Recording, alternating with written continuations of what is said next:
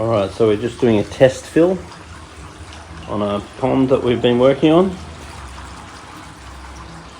Very early days for this pond. Whenever you do waterproofing, you want to fill up the pond and empty it a couple of times to get rid of any toxins. Now that's where the water's going to go in. We'll paint that black when we're finished. The water's going to come out from there. We're also going to have a water feature up against that wall there. And then the water comes through here. Got the water pump, got the UV sterilizer, got the big pond filter full of K1. And we're just in the process of plumbing all this up. And then this will be hidden away at the front of the house.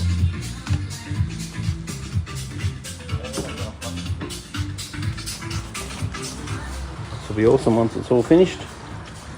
Some nice fish swimming around just in the entrance to the house.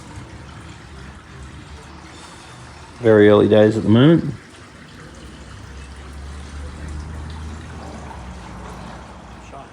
Do you know how it works?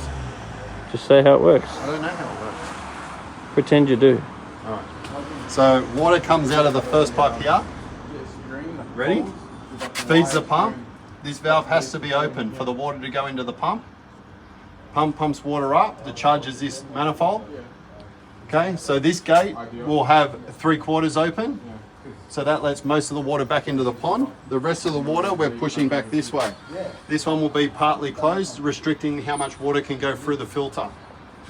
Water passes through the filter, comes back up, goes down. That gate must be open, the one at the bottom. Okay, down here. That gate will allow the water to go through the UV. And then this gate on the other side of the UV has to be open as well. And the water can pass back to the pond. If you're going to take the UV out to service it, you shut this gate valve off, shut this gate valve off, and you can open up this gate valve, and then that way the pond can keep running. If you're going to do a back flush, you need to close that gate, open this gate up, turn the handle to backwash, and pump all the water down the gurgler. Now which knobs are you supposed to pull off? You pull all knobs off. But which knobs should you pull off? You pull all knobs off. They're the best knobs to pull. Show us which knob you have to pull off. So if you pull this knob off, so no one changes it because they're the restricted water flow, you don't want it to change. So you can pull that off so no one changes it on you. Did you enjoy You that? can keep that. You can put it in your pocket. Did you enjoy pulling that knob off? It was very nice. So inside the UV sterilizer unit is a tube, and that tube needs to be replaced yearly. So we just unscrew that and pull the tube out and replace that once a year to keep that nice and fresh. This filter is full of K1 media, and that media is going to grow good bacteria in it. So it's not a bad, or the UV's on the outflow, so that doesn't really matter. So having a UV, when you first install a UV, you don't tend to have it on at the start. You try and allow as much good bacteria in the system as possible. And then once there's good bacteria established in the filter, then you want to get the UV on, and then you can pretty much leave that on.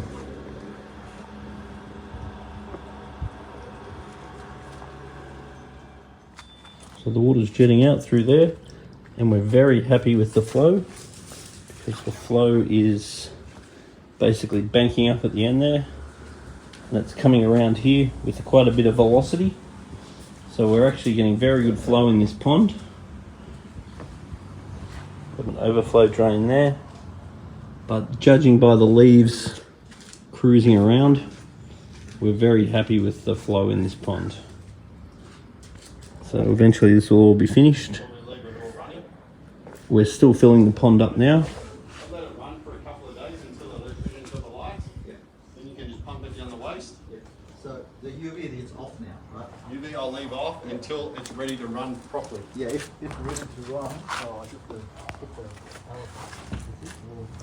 Yeah, so there's one that's turned on, that's the pump. The other one, the UV, is still off. So far we're very happy with it. Yeah, I'll write on it.